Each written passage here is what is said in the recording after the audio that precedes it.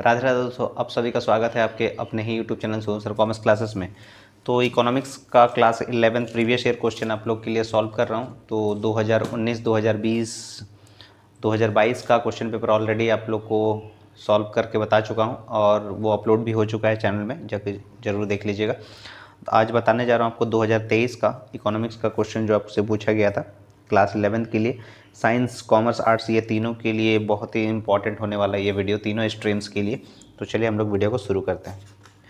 तो पहला क्वेश्चन आपसे पूछा गया था 2023 में, what do economist mean by ordinary business of life. तो इसका सही आंसर हो जाएगा economic activities of man. Option number 3 हो जाएगा इसका सही। यानी जीवन के आम कारोबार से अर्थशास्त्रियों का क्या तात्पर्य है, तो मनुष्य की आर्थिक क्रिया। ऑप्शन नंबर 3 सही हो जाएगा क्वेश्चन नंबर 1 का। आगे बढ़ते हैं क्वेश्चन नंबर 2 की ओर। तो क्वेश्चन नंबर 2 में आपसे पूछा गया है कि which of the following will give you qualitative data. तो इसका सही आंसर हो जाएगा यहाँ पर इंटेलिजेंस यानी बुद्धि। निम्नलिखित में से किसके द्वारा आपको गुणात्मक आंकड़े उपलब्ध होंगे, तो बुद्धि के द्वारा। ऑप्शन नंबर 4 हो जाएगा। क्वेश्चन नंबर 3 में पूछा गया कि into how many parts is the study of economics usually divided. तो इसका सही आंसर हो जाएगा 2, माइक्रो एंड मैक्रो। ठीक है ना, ये 2 पार्ट है। तो ऑप्शन नंबर 2 हो जाएगा 2 क्वेश्चन नंबर 3 का। आगे बढ़ते हैं क्वेश्चन नंबर 3 का हिंदी रूपांतरण देख लेते हैं। अर्थशास्त्र के अध्ययन को प्रायः कितने भागों में बांटा जाता है, तो 2 भागों में बांटा जाता है। ऑप्शन नंबर 2 सही हो जाएगा। क्वेश्चन नंबर 4 में पूछा गया कि व्हाई इज डेटा कलेक्टेड। तो यानी आंकड़ों का संग्रह क्यों किया जाता है। तो आंकड़ों का संग्रह क्यों किया जाता है, देखते हैं। Why is data collected to show the proof for clear and valid solution of a problem. यानी समस्या के स्पष्ट और ठोस समाधान के लिए साक्ष्य दर्शाने के लिए आंकड़ों का संग्रहण किया जाता है। तो ऑप्शन नंबर 3 सही हो जाएगा क्वेश्चन नंबर 4 का। क्वेश्चन नंबर 4 तक हम लोग डिस्कस कर लिए। आगे बढ़ते हैं क्वेश्चन नंबर 5।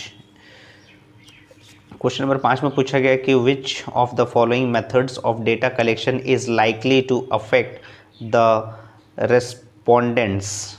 ठीक है ना, तो यानी आंकड़ा संग्रह की निम्न विधियों में से किस विधि में उत्तरदाता को प्रभावित करने की संभावना रहती है। तो इसका सही आंसर हो जाएगा इसका डाक द्वारा प्रश्नावली। यानी इसमें पूछा गया था कि which of the following methods of data collection is likely to affect the respondents. तो इसका सही आंसर हो जाएगा questionnaire by post. Option number 1 सही हो जाएगा क्वेश्चन नंबर 5 का। आगे बढ़ते हैं क्वेश्चन नंबर 5 के बाद क्वेश्चन नंबर 6। क्वेश्चन नंबर 6 में पूछा गया है कि how can sampling error be removed. यानी प्रतिचयन त्रुटि को कैसे दूर किया जा सकता है। तो इसका सही उत्तर हो जाएगा प्रतिदर्श के आकार को बढ़ाकर। यानी प्रतिचयन त्रुटि को कैसे दूर किया जा सकता है, तो प्रतिदर्श के आकार को बढ़ाकर। ऑप्शन नंबर 4 हो जाएगा। यानी how can sampling error be removed, यानी आंसर हो जाएगा इसका by increasing the sample size. Option number 4 हो जाएगा क्वेश्चन नंबर 6 के लिए। आगे बढ़ते हैं क्वेश्चन नंबर 6 के बाद क्वेश्चन नंबर 7। क्वेश्चन नंबर 7 में पूछा गया है कि what is the basis of qualitative classification of data. तो इसका सही आंसर हो जाएगा पर्टिकुलर क्वालिटी। यानी आंकड़ों के गुणात्मक वर्गीकरण का आधार क्या होता है, तो वो होता है विशेष गुण। ऑप्शन नंबर 3 हो जाएगा। क्वेश्चन नंबर 8 में choose the correct statement from the following regarding raw data. It is easy to draw conclusion from raw data. Raw data are generally small, raw data are unorganised, all of this. Option number 4 हो जाएगा question number 8 का। हिंदी रूपांतरण देखते हैं question number 8 का। अपरिष्कृत आंकड़ों के संबंध में निम्न कथनों में से सही कथन का चयन कीजिए।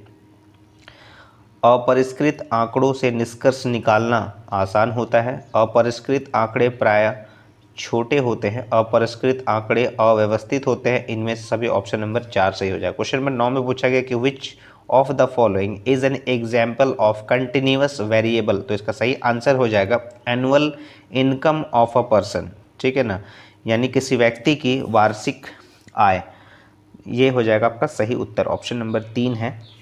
ऑप्शन नंबर 1 भी नहीं होगा, यानी number of students in a class ये नहीं होगा। Number of patients treated in a hospital ये भी नहीं होगा, number of teachers in a school ये भी नहीं होगा, annual income of a person हो जाएगा। ये एक कंटिन्यूअस वेरिएबल का एग्जाम्पल है, ऑप्शन नंबर 3 सही हो जाएगा। आगे बढ़ते हैं हम लोग हिंदी रूपांतरण देखते हैं क्वेश्चन नंबर 9 का।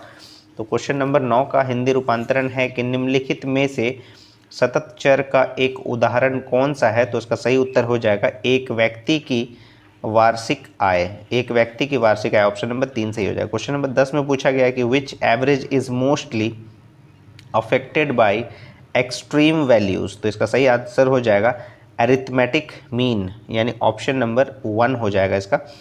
यानी चरम मूल्यों की उपस्थिति में कौन सा औसत सर्वाधिक प्रभावित होता है। तो समांतर माध्य हो जाएगा, ऑप्शन नंबर 1 हो जाएगा। आगे बढ़ते हैं क्वेश्चन नंबर 11। क्वेश्चन नंबर 11 में पूछा गया कि बार डायग्राम इज। तो बार डायग्राम जो होता है यानी दंड आरेख जो होता है वो द्विविमीय आरेख होता है, यानी 2 डायमेंशनल डायग्राम होता है।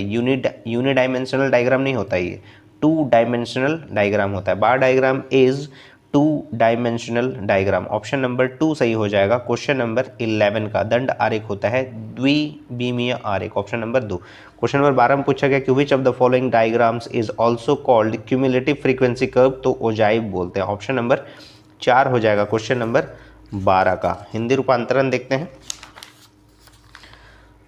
तो इसमें पूछा गया है कि निम्न में से किस आरेख को संचयी बारंबारता वक्र के नाम से भी जाना जाता है। तो तोरण को, यानी ओजाइव, ऑप्शन नंबर 4 हो जाएगा। क्वेश्चन नंबर 13 में what is the arithmetic mean of data 40, 50, 55, 78 and 58 दिया गया है। तो इसका कैलकुलेशन अगर हम लोग करते हैं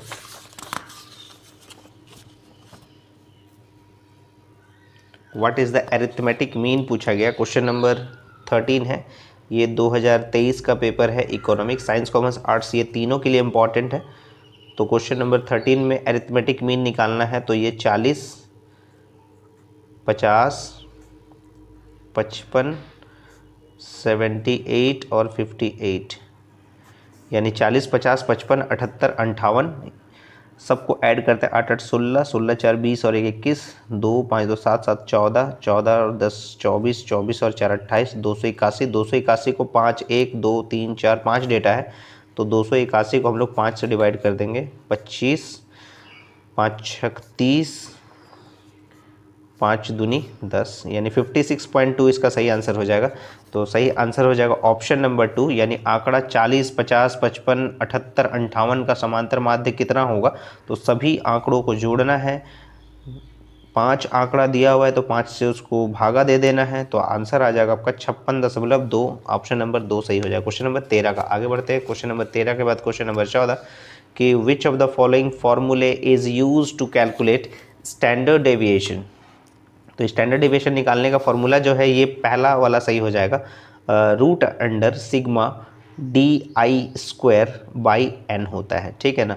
यानी निम्नलिखित में से किस सूत्र से प्रमाप विचलन की गणना होती है। तो ऑप्शन नंबर 1 हो जाएगा plus root under sigma DI² होता है।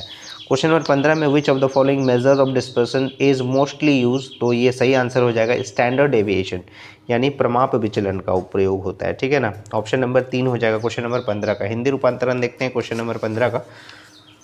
तो क्वेश्चन नंबर 15 का हिंदी रूपांतरण अगर देखेंगे तो उसमें लिखा हुआ है परिक्षेपण के निम्नलिखित मापों में से कौन सा माप सामान्य रूप से प्रयुक्त होता है। तो वो होता है प्रमाप विचलन, ऑप्शन नंबर 3 हो जाएगा। क्वेश्चन नंबर 16 में if the coefficient of correlation between 2 variables is +1 then what is the correlation between the variables. तो यानी परफेक्ट बोलते हैं, परफेक्ट पॉजिटिव और नेगेटिव कोरिलेशन हो सकता है, यानी प्लस में दिया हुआ है तो पॉजिटिव है, माइनस में होता है तो नेगेटिव कोरिलेशन हो सकता था, लेकिन परफेक्टली 1 आया है तो इसलिए इसको परफेक्ट कोरिलेशन बोला जाएगा। लेकिन इसमें लिखेंगे परफेक्टली पॉजिटिव लीनियर कोरिलेशन होता है, ठीक है ना। तो इसको बोलते हैं पूर्णतया धनात्मक रैखिक सहसंबंध होता है। तो इसका सही आंसर हो जाएगा क्वेश्चन नंबर 16 का, ऑप्शन नंबर 4 हो जाएगा परफेक्टली पॉजिटिव लीनियर कोरिलेशन। यदि 2 चरों के बीच सहसंबंध गुणांक +1 है तो 2 चरों के बीच कैसा सहसंबंध है। तो वो है पूर्णतया धनात्मक रैखिक सहसंबंध है, ठीक है ना। तो इसका सही उत्तर हो जाएगा ऑप्शन नंबर 4 क्वेश्चन नंबर 16 का। आगे बढ़ते हैं क्वेश्चन नंबर 16 के बाद question number 17 what is the unit of coefficients of correlation between height foot में दिया गया है एंड वेट केजी में दिया गया है, तो इसका सही आंसर हो जाएगा there is no unit of coefficient correlation, यानी कद फुट में तथा वजन किग्रा में के बीच सहसंबंध गुणांक की इकाई क्या होगी, तो ये सहसंबंध गुणांक की इकाई नहीं होती है। ऑप्शन नंबर 4 हो जाएगा क्वेश्चन नंबर 17 का। क्वेश्चन नंबर 17 के बाद क्वेश्चन नंबर 18 देख लेते हैं। तो क्वेश्चन नंबर 18 में पूछा गया है कि which of the following index numbers measures the average changes in retail prices, तो इसका सही आंसर हो जाएगा कंज्यूमर प्राइस इंडेक्स नंबर। निम्न में से कौन सा सूचकांक खुदरा कीमतों में औसत परिवर्तन को मापता है, तो उपभोक्ता कीमत सूचकांक को। ऑप्शन नंबर 4 हो जाएगा। आगे बढ़ते हैं क्वेश्चन नंबर 19। तो क्वेश्चन नंबर 19 में which is used as weight in calculation of Laspeyre cost index number, तो लेस्पेयर का जो फॉर्मूला होता है, question number 9 Laspeyre price index number, तो लेस्पेयर्स कॉस्ट इंडेक्स नंबर जो है आप इसका फॉर्मूला लिखते हैं सिग्मा P1Q0 लिखते हैं डिवाइडेड बाय सिग्मा P0Q0 लिखते हैं, ठीक है ना। तो ये 1 जो है ये होता है करेंट ईयर के लिए और 0 डिनोट करता है बेस ईयर को, और ये जो P है ये P डिनोट करता है प्राइस को, और जो ये Q है Q डिनोट करता है क्वांटिटी को, ठीक है। तो ये बोला which is used as weight, weight के लिए क्या यूज़ करते हैं, क्वांटिटी को। वेट के लिए किसको यूज़ करते हैं, क्वांटिटी को। तो बोला calculation of Laspeyre cost index number जो होता है, यानी क्वांटिटी का बात किया जा रहा है, तो यानी Q0 का बात कर रहे हैं हम लोग, तो Q0 यानी क्वांटिटी का यूज़ होता है, तो इसीलिए यहाँ पर बेस हो जाएगा आपका quantity of the base period. Option number 4 हो जाएगा यहाँ पर, ठीक है ना। उम्मीद है आपको समझ में आया होगा क्वेश्चन नंबर 19 का एक्सप्लेनेशन।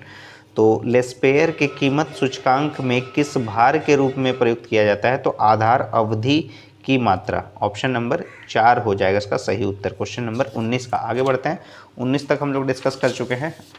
आगे बढ़ते हैं क्वेश्चन नंबर 20 की ओर। क्वेश्चन नंबर 20 में पूछा गया है कि what is the index that emphasises the relative importance of items called weighted index बोलते हैं उसको, ठीक है ना। यानी मदों के सापेक्षिक महत्व को बताने वाले सूचकांक को क्या कहा जाता है, तो भारित सूचकांक कहा जाता है उसको। यानी मदों के सापेक्षिक महत्व को बताने वाले सूचकांक को क्या कहा जाता है, तो भारित सूचकांक कहा जाता है, ठीक है ना। ऑप्शन नंबर 3 सही हो जाएगा क्वेश्चन नंबर 20 का। आगे बढ़ते हैं क्वेश्चन नंबर 21। क्वेश्चन नंबर 21 में पूछा गया कि which country was the largest partner of India's foreign trade during colonial period. Colonial period मतलब जब ब्रिटिश राज था उस समय, ठीक है ना। कॉलोनियल पीरियड मतलब औपनिवेशिक काल में भारत के विदेशी व्यापार का सबसे बड़ा भागीदार कौन सा देश था, तो वो ब्रिटेन यानी इंग्लैंड था। ऑप्शन नंबर 3 हो जाएगा इंग्लैंड। ऑप्शन नंबर 3 इसका सही हो जाएगा, ठीक है ना। क्वेश्चन नंबर 22 में व्हेन वाज टिस्को एस्टेब्लिश्ड, यानी Tata iron steel and company यानी टिस्को जो साक्षी जमशेदपुर में स्थित है, तो वो 1907 में स्थापित किया गया था, 1907 में स्थापित किया गया था। ऑप्शन नंबर 2 हो जाएगा, ठीक है ना। आगे बढ़ते हैं, हिंदी रूपांतरण देखते हैं इसका। तो इसमें लिखा हुआ है कि टिस्को की स्थापना कब हुई थी,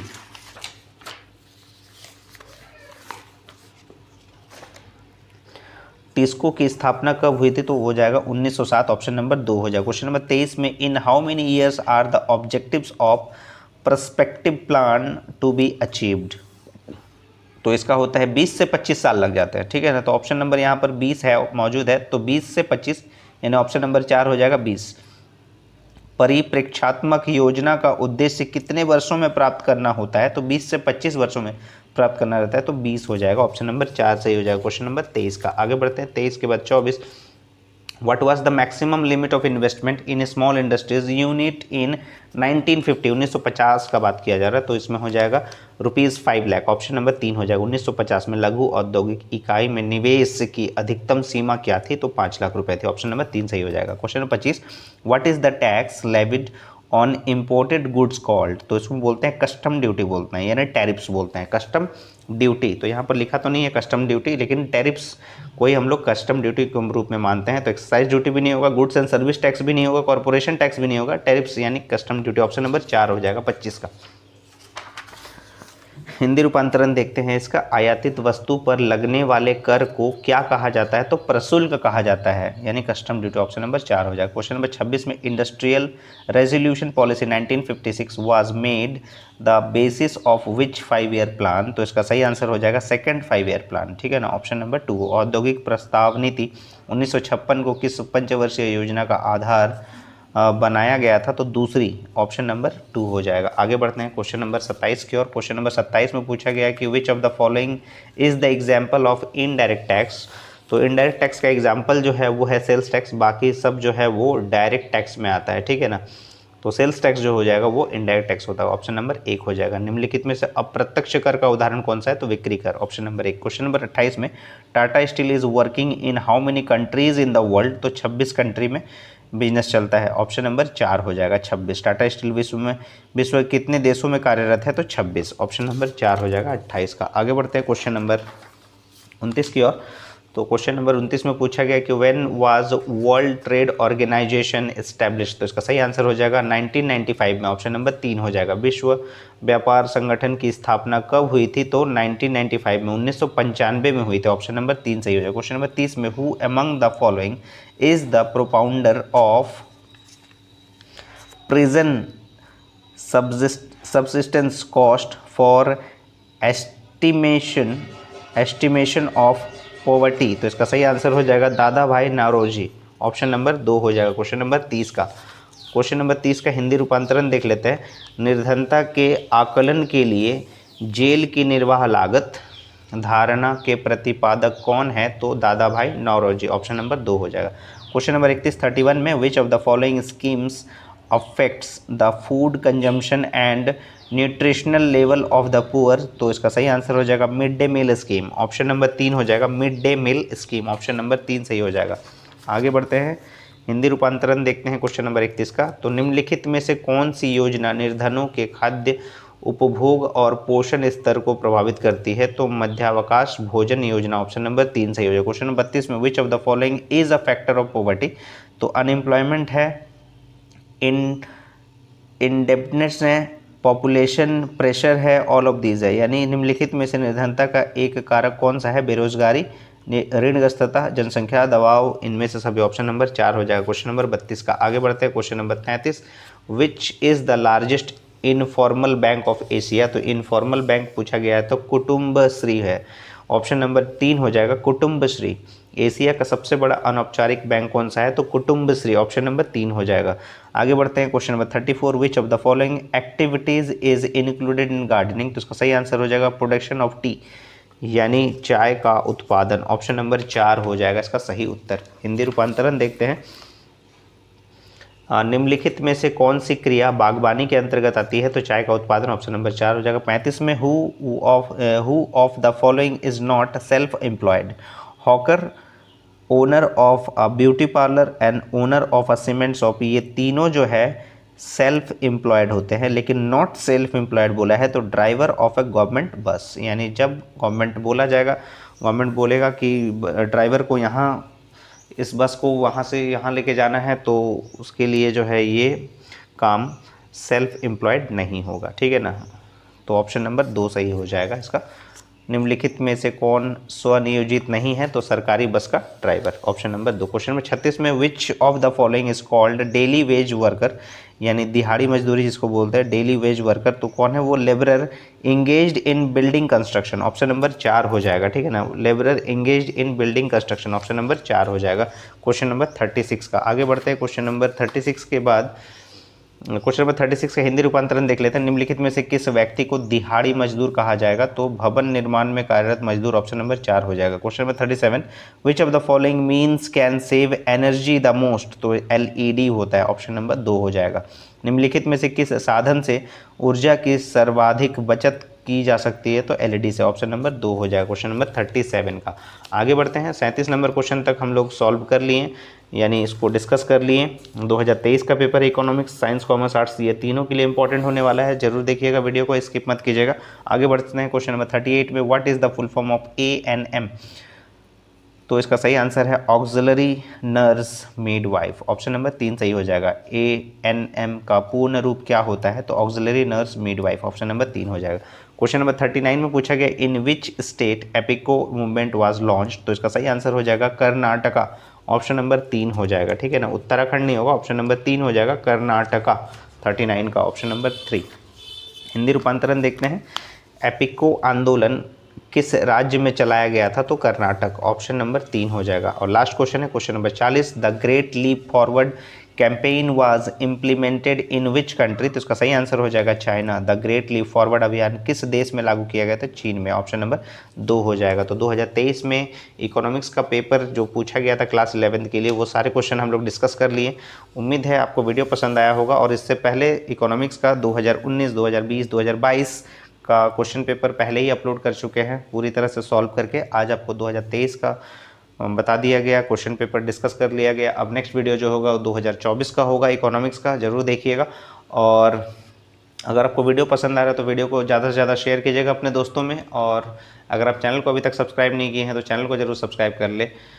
चैनल का मेंबरशिप लेना ना भूलें, क्योंकि चैनल का मेंबरशिप जो है 159 में आप मेंबरशिप ले सकते हैं सोनू सर कॉमर्स क्लासेस का, ताकि आपको प्रीमियम वीडियो मिल सके। और इसी तरह से जुड़े रहेगा सोनू सर कॉमर्स क्लासेस के साथ। तब तक क्लियर, राधे राधे दोस्तों।